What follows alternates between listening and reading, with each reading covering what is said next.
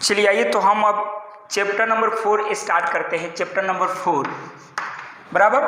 सबसे पहले देखते हैं कि चैप्टर नंबर 4 क्या है, राइट। तो चैप्टर नंबर 4 है कि दो चर वाले रैखिक समीकरण, बराबर बराबर। तो हमको क्या करना है कि आप जब 10th में जाओगे तो उसमें यही चैप्टर होता है, बस थोड़ा सा अंतर होता है। वहाँ पे आपका 3 चैप्टर मिलेगा, 3rd चैप्टर मिलेगा कि दो चर वाले रैखिक समीकरण युग्म, बराबर।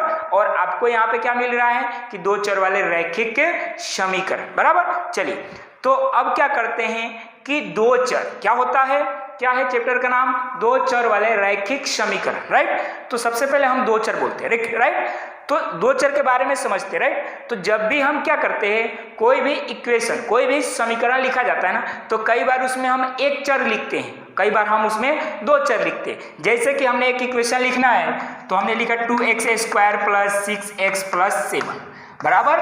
तो देखिए हमने ये इक्वेशन लिखा ना, तो हमने हर जगह पे यहाँ पे x और यहाँ पे x, तो ये क्या है x है, तो ये x जो है ये x है, मतलब कहीं पे आपको y नहीं दिख रहा है, सब जगह क्या है x ही दिख रहा है। तो इस प्रकार के समीकरण को हम क्या कहते हैं, एक चर समीकरण कहते हैं। क्या कहते हैं हम, एक चर समीकरण कहते हैं। हमको क्या पढ़ना है कि दो चर समीकरण क्या होता है, राइट।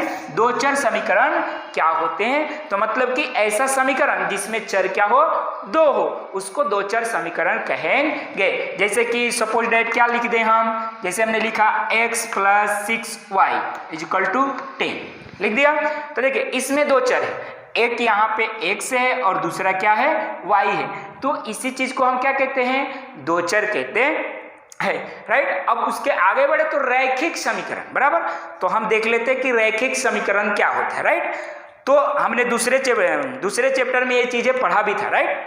तो रैखिक समीकरण क्या होता है, तो ऐसा समीकरण जिसका अधिकतर घात, मतलब कि अधिक से अधिक घात, ऐसा समीकरण जिसका अधिक से अधिक घात कितना हो, एक हो, तो उसको हम क्या कहते हैं, रैखिक समीकरण कहते हैं। फिर से एक बार कि ऐसा समीकरण जिसका अधिक से अधिक घात कितना हो, एक हो, उसको हम क्या कहते हैं, रैखिक समीकरण कहते हैं। जैसे हमने एक समीकरण लिखा है x + 6y = 10, बराबर। तो इसमें हम देखते हैं इसका अगर घात कुछ नहीं है तो क्या है, एक, इसका घात कुछ नहीं तो एक, मतलब अधिक से अधिक कितने घात होने चाहिए, एक, तो उसको हम क्या कहते हैं, रैखिक समीकरण कहते हैं, बराबर। अब रैखिक समीकरण किस रूप में होता है उसके बारे में हम समझ लेते हैं। जो दो चर होते हैं, दो चर वाले रैखिक समीकरण का व्यापक रूप, बराबर। क्या, दो चर वाले रैखिक समीकरण का व्यापक रूप। समझ लेते हैं कि आखिर कोई भी अगर आपको समीकरण दिया रहेगा तो वो जो रैखिक समीकरण है तो आखिर उसका व्यापक रूप किस प्रकार से होता है। तो चलिए देखते हैं, ax + by + c = 0। अरे समझ में, इसी रूप में कोई भी इक्वेशन होगा। कहने का मतलब क्या है कि अगर x के साथ जो होगा वो a होगा, y के साथ जो होगा वो b होगा, और ये जो c होगा वो क्या होता है, अचर होता है, बराबर। क्या होगा, अचर होता है, बराबर, अचर होगा, कांस्टेंट होगा, राइट। चलिए तो अब इसी के बेस पे हमारे पास प्रश्नावली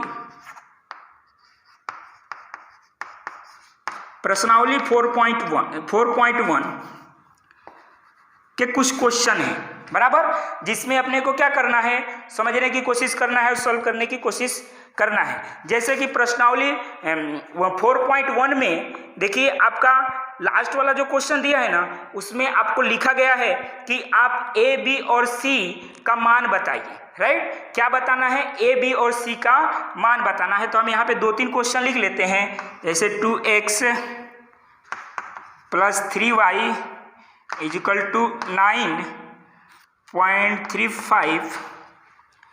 उसके बाद 3rd क्वेश्चन है आपका x - y/5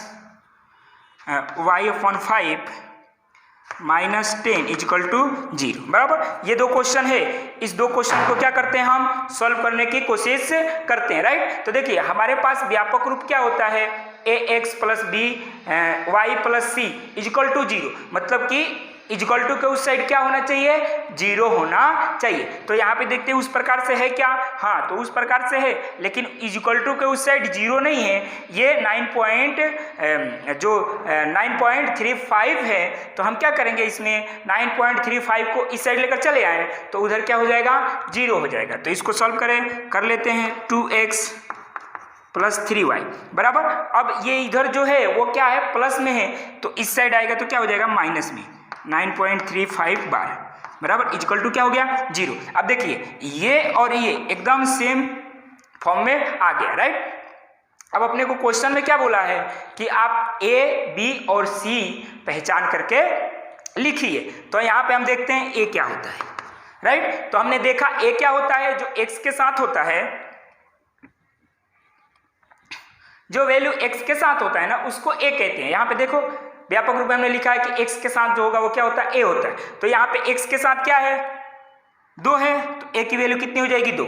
उसके बाद v की वैल्यू देखते हैं, तो हमने व्यापक रूप में लिखा है y के साथ जो होगा वो b होगा। तो यहाँ पे y के साथ क्या है, मल्टीप्लाई 3, तो ये क्या होगा 3।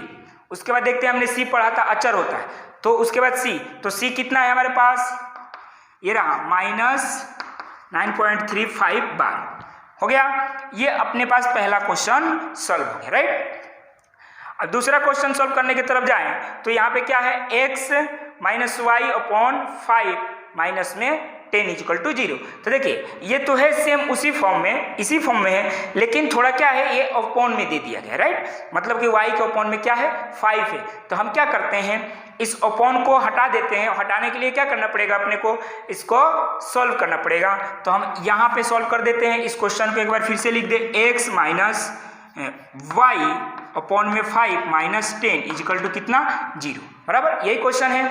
अब इसको सॉल्व करेंगे तो किस प्रकार से करेंगे, तो सबके नीचे में 1 ले ले, कोई तकलीफ नहीं। हम क्या कर सकते हैं, 1 ले सकते हैं। क्यों, क्योंकि 1 लेने से क्या होगा, उसकी वैल्यू में कोई परिवर्तन नहीं होता है। तो हम क्या करेंगे, सबके नीचे 1 ले लेंगे और ये तीनों का क्या करेंगे, हम एलसीएम लेंगे।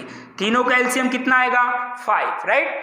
अब 1 से डिवाइड करेंगे 5 को तो कितना आएगा, 5 पर जाकर मल्टीप्लाई होगा तो क्या होगा, x में होगा तो 5x, माइनस है तो माइनस। उसके बाद 5 को डिवाइड करेंगे 5 से तो 1 आएगा, 1 ऊपर y में मल्टीप्लाई होगा तो क्या होगा, y होगा बराबर। उसी प्रकार से माइनस लिखेंगे, 1 से डिवाइड करेंगे 5 को तो 5 आएगा, और 5 जाकर ऊपर मल्टीप्लाई होगा 10 में तो 50 आ जाएगा इक्वल टू 0 बराबर।